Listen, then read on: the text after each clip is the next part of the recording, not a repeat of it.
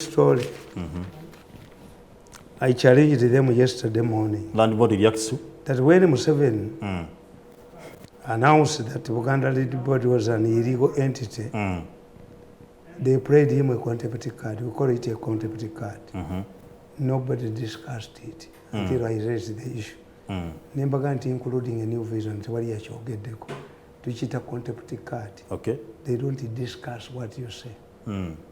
But I want to tell the president, Nabagamba, a kid who resembles his parents, DNA.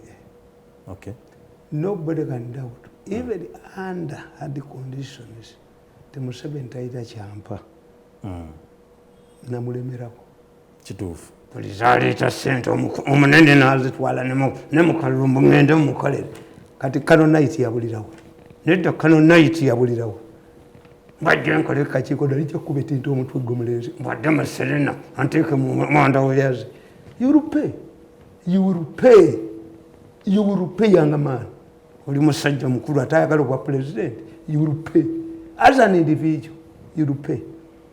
Kakati ne new vision yennyini si yiye nti land board mengo reacts after mentioning it, nti his statement was taken, Museveni ignore him.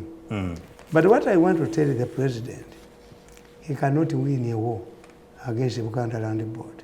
Sure? Yes. Oyinza okulowooza nti katulawundinga apo ekitundu ababbi gwe nolowooza nti abambadde empale bonna basajja ogenda okutuuka ku poliisi nga mulimu abakazi abambadde empale mulimu n'abakazi abatalina bubina.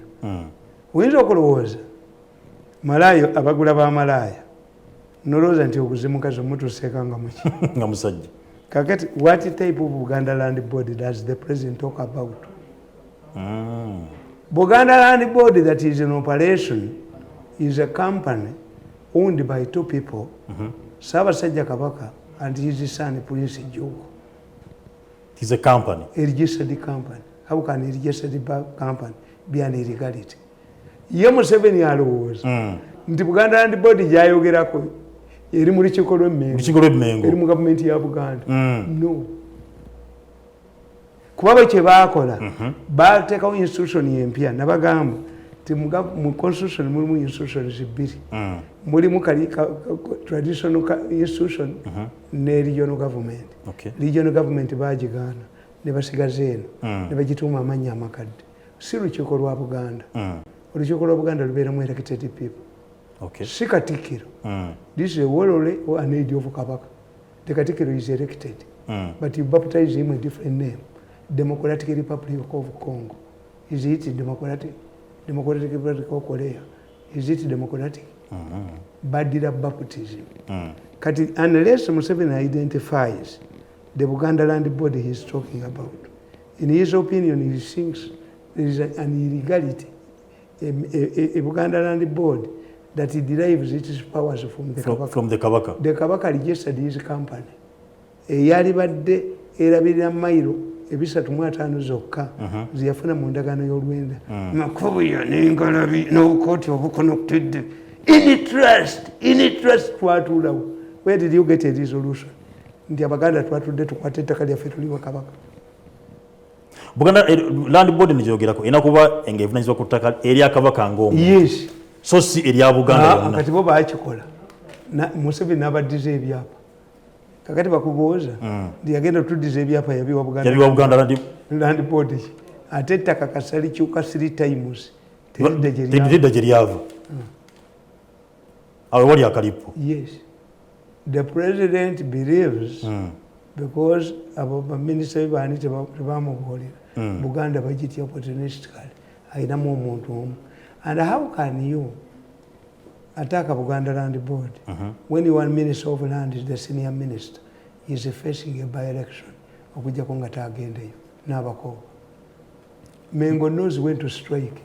President yavudde n'alagira SEC ne cabinet balanise Buganda Land Board because it is illegal. And how? Kati ogamba settlement sazino bagirwanise nga minister omu ow'eby'ettaka alina by election mu Buganda anaalwana ngatya.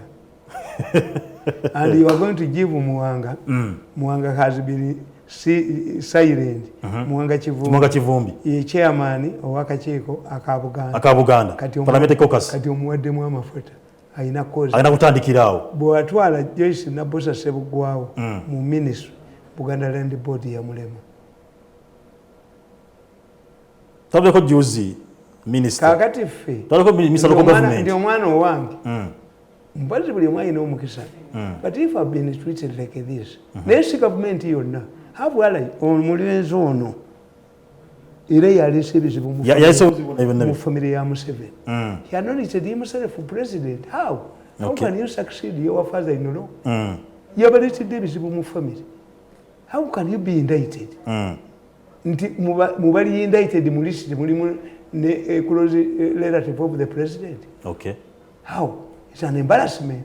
You cause a divorce. Kakati mmwe mugenda ne mutujoga.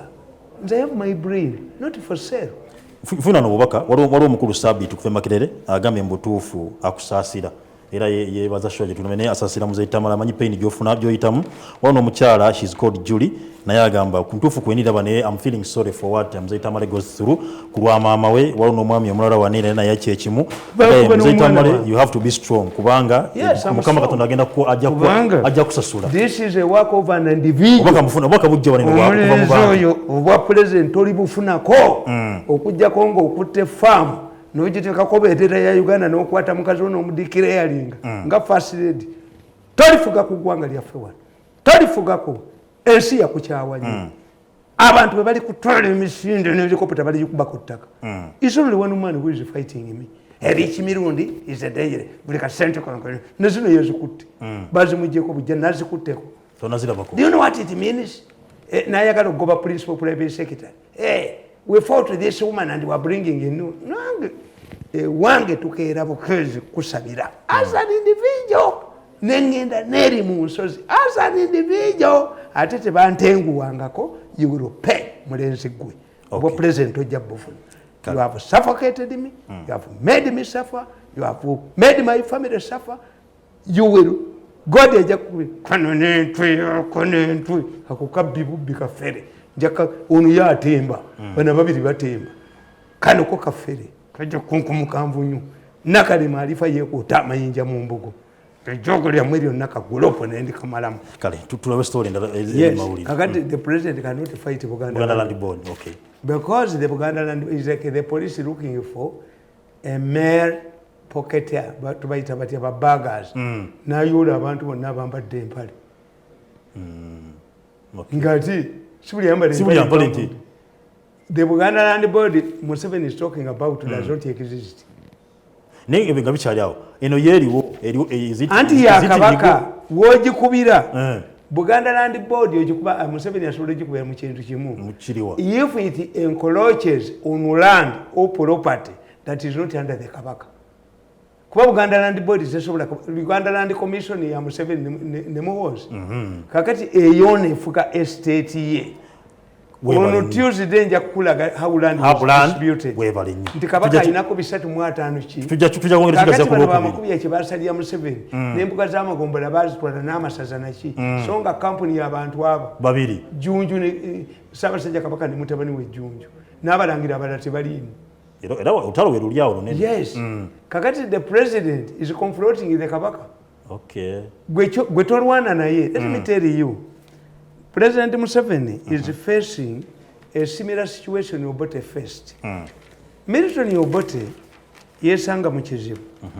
Nga UPC Paulo Muwanga agambye ntaddewo UPC Buganda. Tetuyinza twawukane n'Obote. Kakonga amummi ku nomination. Nange bwali nkola tuyingire Buganda. Okay. Ne bamenye endagaano ne UPC. Kakati kabaka ikane ekola violence mu Buganda. Ne bakuba abantu ne bonoona ebintu ne bakola ki. Kati Obote kyava agamba kyemuba mukola mukimanyi. Tuteekewo akakiiko ka parliament. Kabuulize ku bikolo bya kabaka ikakola kuba. Which they did it do when kabaka ika was doing the same to DPs. abakabaka eka baali bagezi n'abaali bakyayoboti etteeka bwe emotion eyo eyavaako 66 yali igiridde tubbaani kabaka yekka. What if Obote had consulted me if I was around? Fortunately for Museveni I'm around. Obote yalikoze ekintu eki yaligambye tutaddewo political parties bill mu parliament. Political party must be national.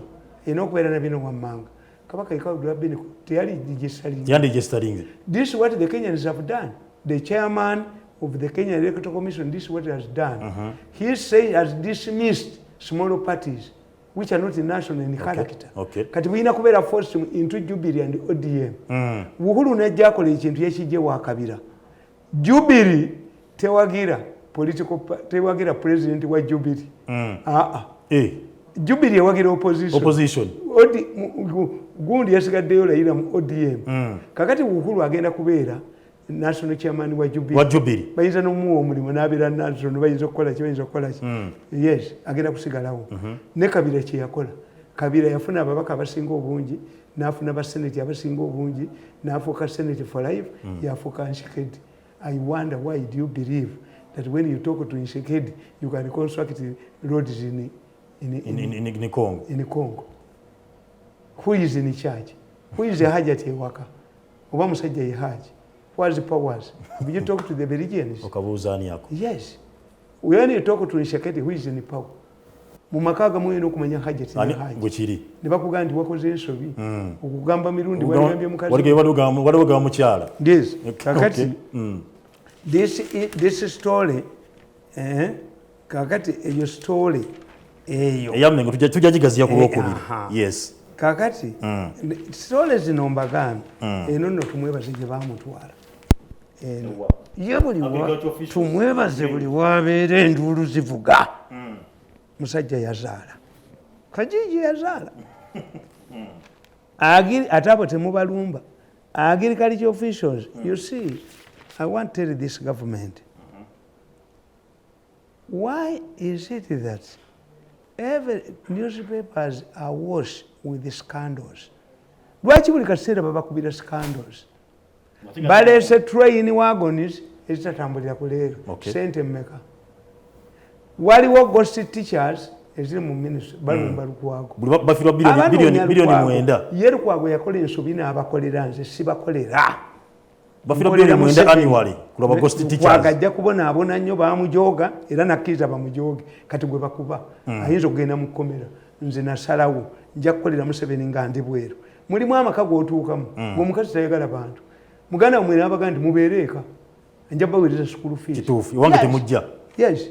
Ne gavumenti yeno bweri. The Museveni does not control the whole government. Mulimu subterfuge, very powerful people. Sekatala na government sente muziwe Mirundu n'ozikwata. Bamutwala tali nnyo. N'obujozi bubwo nani bazimuggisaayo. Kati atadduka nti ate bazimuwe nedda. Bazikuwozirete kuba ennyondo omutwe. Bamutwe ogwo ngwa Senegal bindizo. Obolowooza nti ffe wajja kutujoga. Gwe nalaba ng'oli mwavu.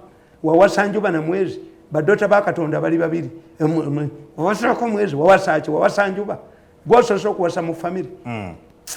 Musajja n'ajoogera ddala ensi yonna n'agiteeka munda bwe yazenga olugosi. Omuvubuka obuvubuka. Kitaawe yange ova mu bakulubya. Waliwo omukulu Musa okuva e Bulenga naye agugambye nti Muzeeyi Tamale mugambe abeere strong, abantu bamwagala nnyo era bakugoberera. Kati ogiraba eno story 9 billion naye abantu beeryankuta. Yes, bwekiri. Sente zemwogera za billions. Buli lupapula lw'amawulire awash. Bafiirwa billions mwenda ku ghost teachers. Abaganda bakugamba nti kuseereza ligganga ng'erigenda emugga. People are bitter. Yes. These soldiers and policemen you are talking about, bemuta wa necessities, basoma badiguli. They read these newspapers. Buli kana kubasoma. Abaganda batuga nti gwe babba ebizigo buli gwala banyirira. Aloza yatwala ebibye. Yes. Bababuuza mumukolayo ki? Bagundi balina bino mumukola ki? Kituufu. You are inciting the population to riot. If I was a Minister of Information, I would sit with these people and tell them nti mmwe kakati president agambye nti beetaagalira abaserikale kati bagenda kubba unemployed. Bagenda kutandika kubabba ssente. nti okuyingira poliisi tuwe emitwalo batunde ebibanja byabwe batunze ebibanja ku baana bagenda ebweru mbattiddeyo bakati bagenda kutunda bibanja kambabuulire Pulezidenti Museveni eriyo omusajja yegamba nti ataddewo ekibiina ky'abaavu n'akyogera ng'alifalinga nnyo ku linnya lyange because a devil will quote from the Bible. Onywa omwenge teyakukola ku mbaga y'ekaana kakati omusajja oyo yayogeranga nnyo ku linnya lyange ffe tutandise mirundi anaatusangayo omusajja yabba abantu n'abasuubiza nti Pulezidenti Museveni ng'ayita mu kibiina ky'abaavu agenda bawa ssente ne baligestalinga omusajja yababba n'abagamba Museveni nammwe mumumanyi ne ssente ezabadde ku akawunti yazitumiza akole kampeyini ye. This man is dangerous. Where is Nakalema? Ku nsonga eyo okunoonya omubbi ono ayonona erinnya lya Museveni. If you don't mind about the president's name, you have all ministers, you have what? Kyobalaba mmwe mbakkiriza nti alla muvume naye tovuma nabbi. Yes, nabbi tavumwa. When he abused my mother, nkukubirawo. Kituufu. Yes. Kakati gwe omusajja n'agamba abanaku kyobula nkugamba Museveni is suffering from transferred anger. Museveni yalina obuwagizi bw'amaanyi nnyo babukubye naye tebugenda kubanga ogamba otya omuntu n'osiba omuntu ku by'obwereere kakati tolaba Amongi yamanyi image kyetegeeza naye babakubanga beyise ba State House Nakalema teyali bafuddeko. Amongi knows the image. You don't blackmail me. Wabula kyentya ti if the case drags in beneme be bagenda kuyingira mu mwana ono cross examination kakati story esinga obukulu esinga obukulu mu Uganda yeno. These are dangerous fellows. Muhoozi does what? Muhoozi's aides must take care about the monitor. Previously they were saying his tweets were reflecting a mind of a drunkard person. Today they are telling you that he is an emergence of a first son from the son of his father. The same group was used to create trouble between Gaddafi and his son Islam. This is how the troubles in Libya started. Because to them, they think that I can assure you, I worked in the State House for 14 years. Museveni's children have no problems. Never. They are inside, oh yo, ngayagala tufe wateekebwa ababe. Yagala navuma ndazaala we. Naye nga kyenjogedde kiki. President Gondi aba Red Pepper banne ba allies baakuba story. The first lady has retired. Aba Red Pepper ne bankubira essimu. The first lady has retired, but she came before your boss. When your boss retiring, I explained. My boss derived his authority from a delegates conference. He will go back after 5 years to renew his contract over to retire. Yeah. The first lady was called by God. God has called her to go back. Omuliriza oyo nga anoonya lwabwogo nga anoonya n'agamba aba Red Pepper. State House does not meet Janati. The President Nampita nalweyiso ng'atudde wali ng'omugogo Nakalema ng'atudde temulifuna mirembe mu nsi bakazi mmwe. President ambuuza Mirundu, you abuse my wife? Once I have your excellency. You said we are not missing Janati in the State House. Said, Your Excellency, this is what I said. Yeah, is it what I said? Yeah. Okay. If Mama took it differently, I can even apologize. I sat with Museveni and made a clarification. Mwembi babiri. Nange ekiwandiike n'enjimu. Nange ngitutteyo. Maama akkiriza. Wayogedde bwe babiri. Nolweiso. No. Nannyini buyinza ayagala obwa pulezidenti atali bufunako. Ajja okufuna ebibonerezo ku nsi ne mu ggulu. N'agaana ab'amawulire gifuluma. The president was coming from Namugongo. Kushira Ines. Nambuza Mr. Mirundu. He used to call me Mr. Mirundu. Mr. Mirundu. Chintu kyaffe tekyafuluma. Museveni is jovyo. Bw'oba tewolanga kuna Museveni tomanyi nti Museveni is a good man. Anyiiga ng'abalala bwe banyiiga. Kati nga kwoyo omwana. Ti omwana atatya. Baali bagamba yamusaza najjiriti. A boy was a night player. Maybe oyinza ogamba nti egundi. Naye nti omwana yamusala. Nga omwana gwe baatulugunyiriza nalufeenya ne babukulamu n'erinnyo ne magalo. Mugenda kudda. Asobola okukkiriza. Naye Gasumba wagudde nnyo. Gasumba wagudde nnyo. And credibility is like a virginity. You lose it once. Kasenga tedda. Tedda.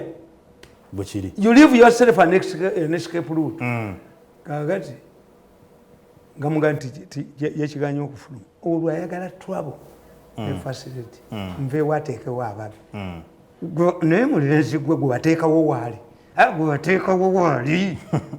Pulezidenti bwe yambuuza nti ekifo nkiwani nti tewamuggyaawo nekiddayo wa Nabusaayi. Nenkuba obujozi ekikuba okimanyi mulenzi gwe. Kakati bapanga baleeta teepu yaabwe. Oyo nja mukumula envunyu mu mpale. Ntwe ya posi. You're here. Era the president asked him. Ne munyinyula how they do it. That's a fake tape. But that not your voice is mine. But where do I have a 2 hours program? Nakalege ntu nja kubonereza. Muhangalizi katampeko yavu. Ngatoma zokulya kasasiro. Oliyo kasasiro kasa. Nyizo kuteka tape eyo mu lubuto gwe. Bagirongo sanga terimu.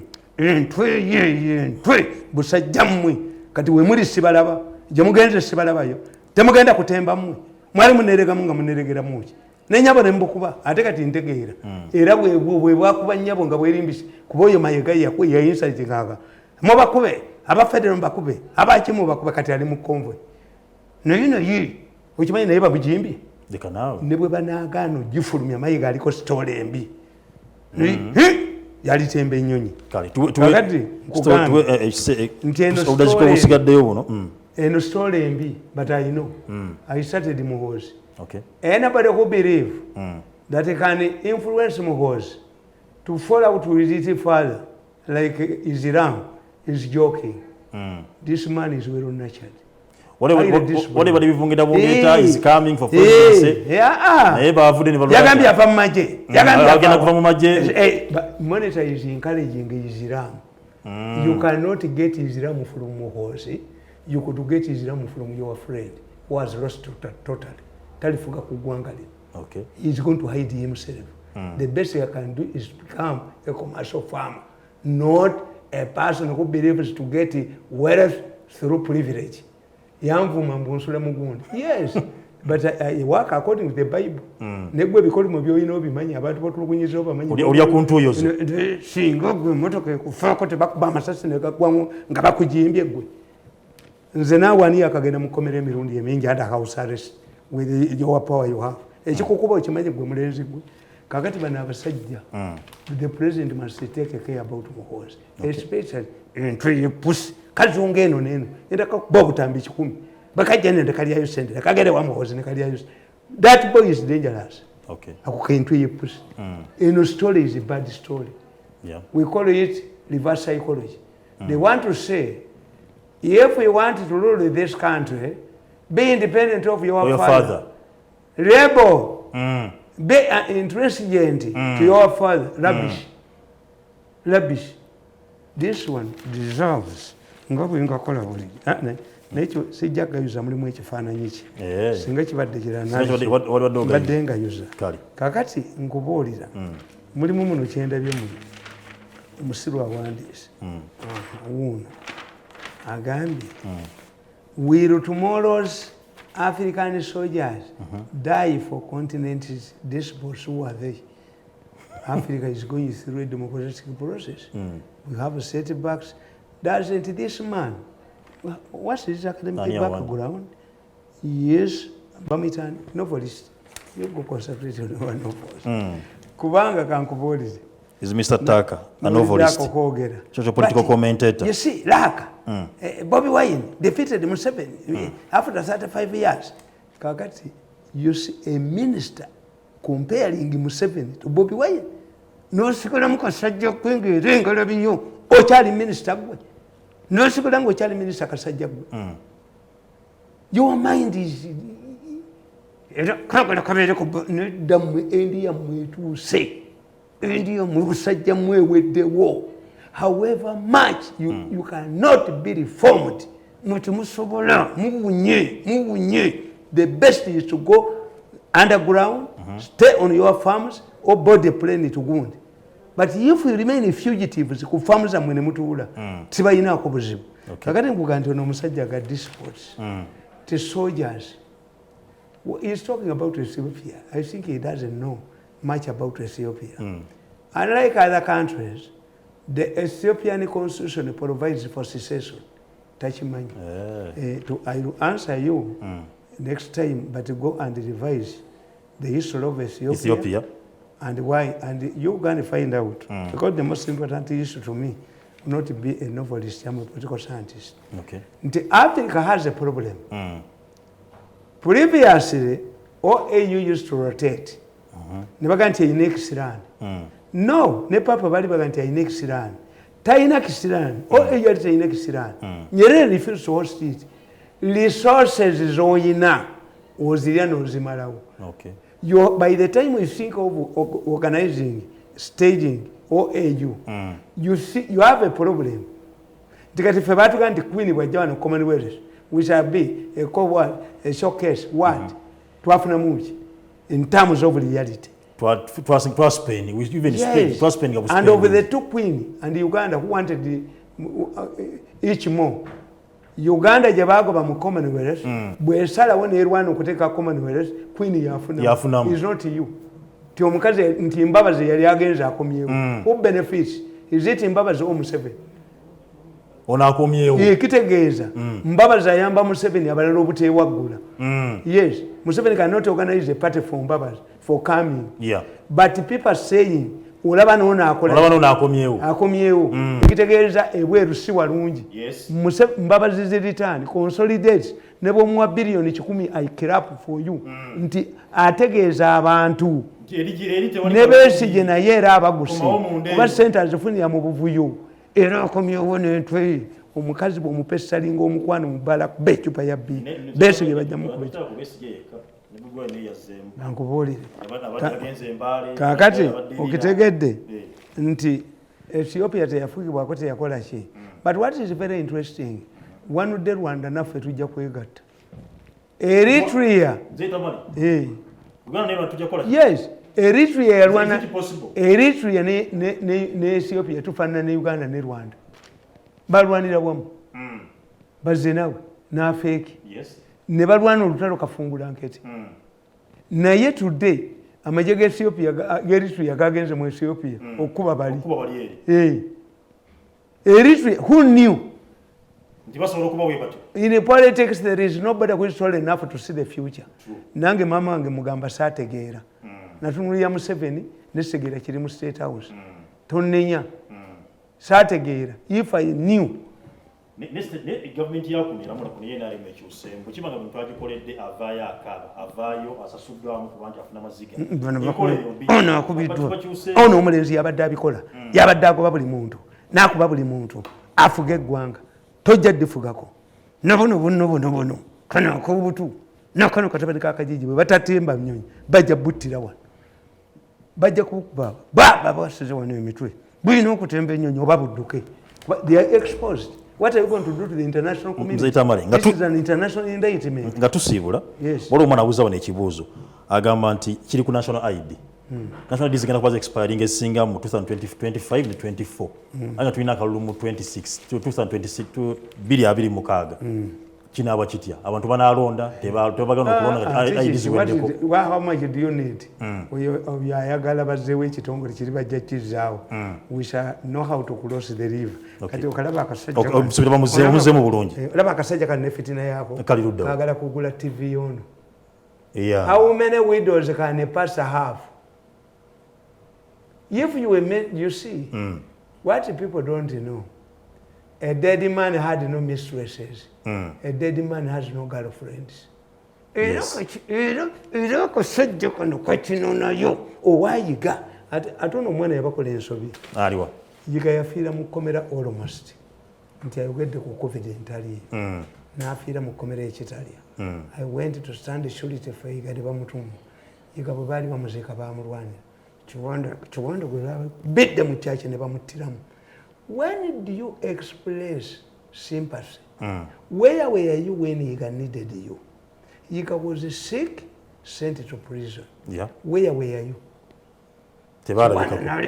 Singa bamukuba enkola ya NRM eyokuzinira kuba baagala bannalweyiso once they declare you a national barrier nebalira mu ssente nze tubalinze ewaffe teri national barrier tubalinze ewaffe nnya baffe mulave embooko bwevu bajja kujja tulave emmotoka ya gavumenti bwe tuzookerayo yes ate mujja kusanyuka gwemba temufaako nga mulamu ffe tulina minis ezijjanjaba fortunately for us tulina you're lucky a bit yes we are not coming from paupers.